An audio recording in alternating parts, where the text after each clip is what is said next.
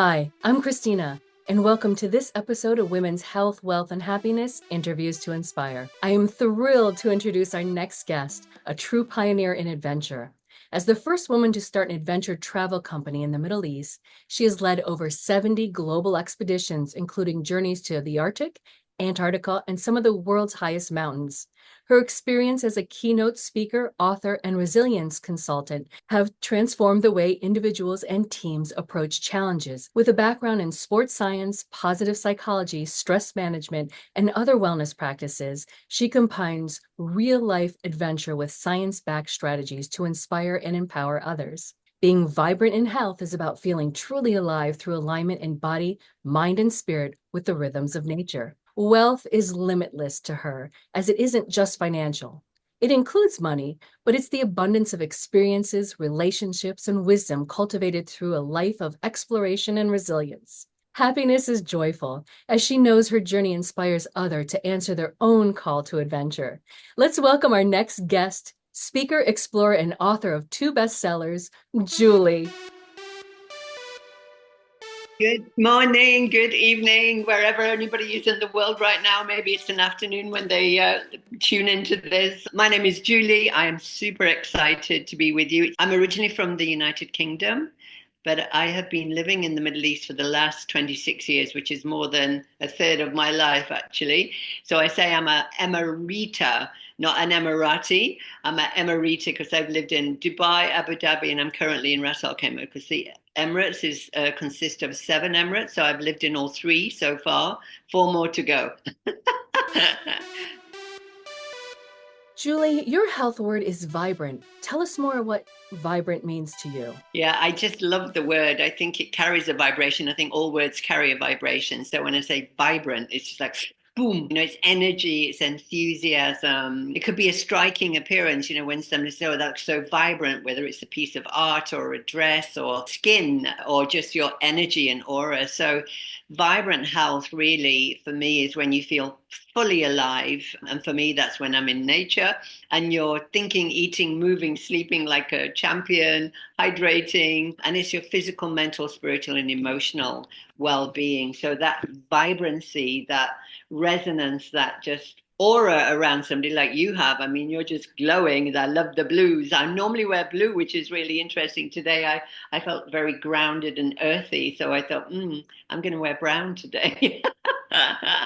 So I think that vibrancy is a great thing to aspire to. And your adventures seem deeply connected to both your physical and mental strength. So, what Mm. practices do you have in your training, nutrition, mindfulness, and recovery that are essential for these physical demanding activities? That's a great question, and I think our physical body really is impacted by our mental, emotional, and spiritual well-being as well. I think it's an Indian proverb that there's 4 rooms in your house, the physical, mental, spiritual, and emotional. And we need to visit each of those rooms every day. So it's not a matter of like going to the gym, being very physical, but not tending to your mental, emotional, and spiritual health. I have a very structured morning routine so people know not to bother me between 5 and around 8. I wake up, obviously a bathroom trip, meditate for 20 minutes, stretch for 20 minutes.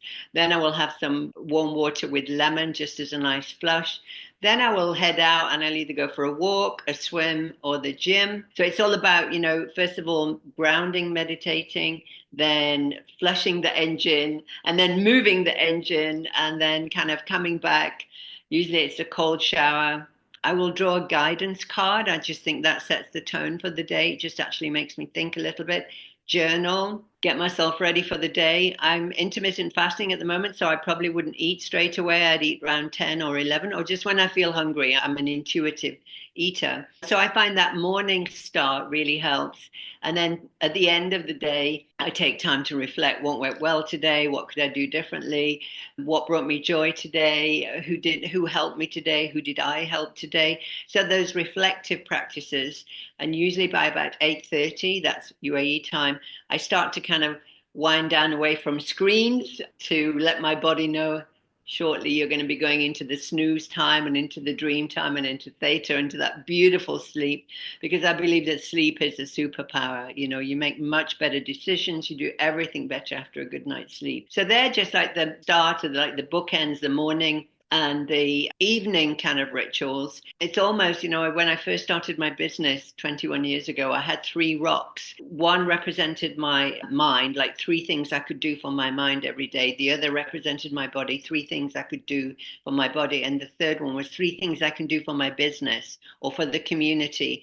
So I think it's making sure that you're always leveling up, that you're not resting on your laurels, and that you're stretching yourself a little bit each day, because as a solopreneur, a self-employed, it could be easy just to say, "Oh, I won't do that today. Nobody's watching," kind of thing. So I think it's a lot of discipline, but focused discipline, doing things that you love doing. For me, if I'm not having fun and not enjoying what I'm doing, then I'm probably in the wrong business. It's interesting as you talk because that mind body awareness, I agree. Sleep is so important. We see so many people who caffeine up instead of taking that Yeah. 10-minute break and relax the brain and get ready to delve in again. I think that's such an important practice. Do you drink caffeine? In the morning, I have my lemon, then I have green tea, very British, and then I would have a coffee normally. But I just made a conscious decision to go caffeine free. So instead, when I think, oh, I could do with the coffee, I actually make myself some almond or coconut milk.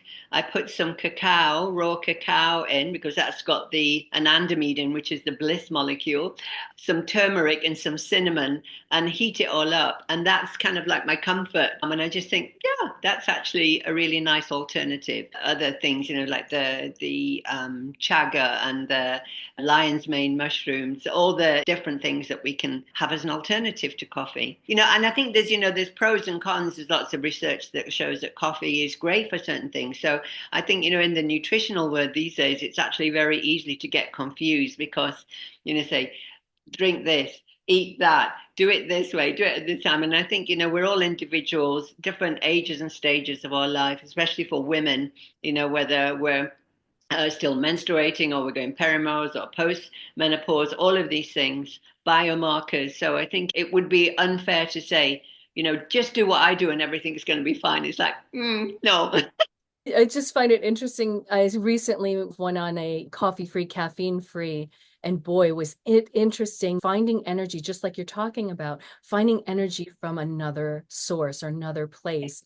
Yeah. Yeah, What's drink more water, yes. more water with lemon and cucumber and infusions, and get some sunlight. I'm a big, in terms of biohacking, that it seems to be a buzzword recently, along with longevity and rejuvenation, is, that nature is a huge source, grounding, walking barefoot on the beach, having some sun exposure, being next to water because of all the negative ions and things. So there's simple things that you can do in and around nature that are free and that just really help your nervous system regulate, and your what is known as the blue mind, that calm, focused, meditative state when we're in, on, around, or underwater, or a green mind, when you're around trees and things. Whenever I go for a walk in the morning, I consciously choose not to listen to music.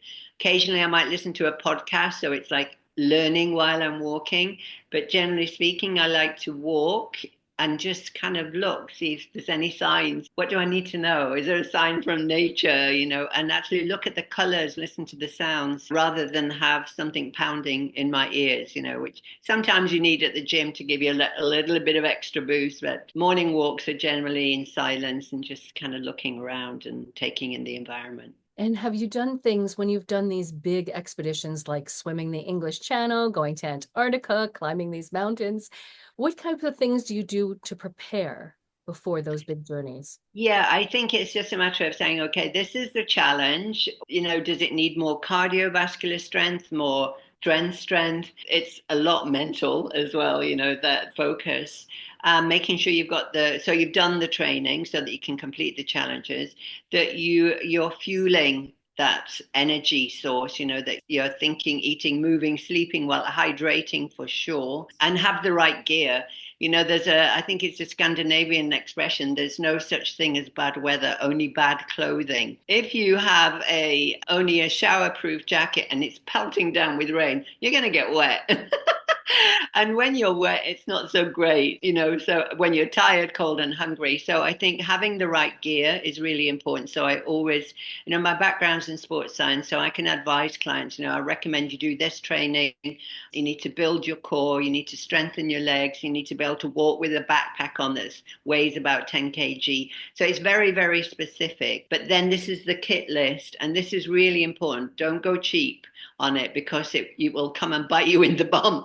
Your hiking boots, for example, they should be super comfortable.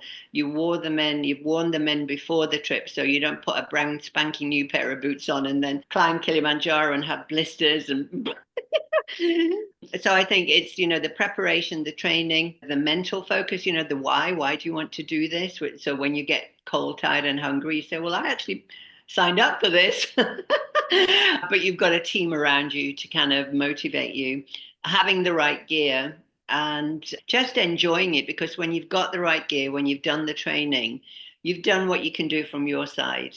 And then if there are any the unexpected moments from nature, then you can actually deal with them a lot better. So you can actually just enjoy the process instead of thinking, have I got this? Have I done enough training? Is this right? And, I think that's how I like to prepare myself and others for adventure. So you can actually enjoy it, when you're on the trail, when you're snowshoeing. Swimming the channel is a different thing. I'm not sure that was quite so enjoyable. I'm going to take the ferry next time. It's much faster and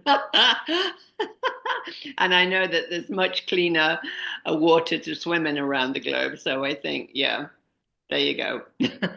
Oh, I love it. I absolutely love it. With all of the travel that you've done, there's so many different health practices, places that people put their health in priority.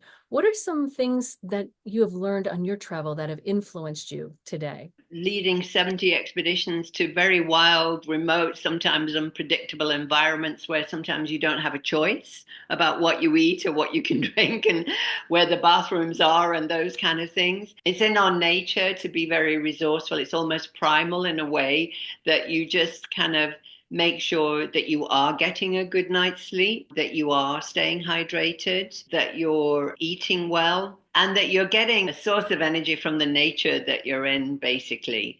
And that when you do have that moment where you're a little bit anxious, that you just close your eyes, breathe deeply. I do this with clients. If I, feel they're getting, I say, stop, look at me, close your eyes, and we're holding hands normally, breathe deeper and relax, and you can feel the body going like, oh, I'm okay, I'm safe, I'm okay. And then I say, please open your eyes. What can you see? What can you hear? What can you feel? So you're coming back into your senses, because sometimes we've got this runaway train in our mind that catastrophizes, but what if, and it's just like, it's okay, it's okay, it's okay. So I think I've learned to be very grounded and present and very conscious of the environment that I'm in, and very intuitively knowing what I need and what my clients need. I can tell by facial expressions when I say, how you doing?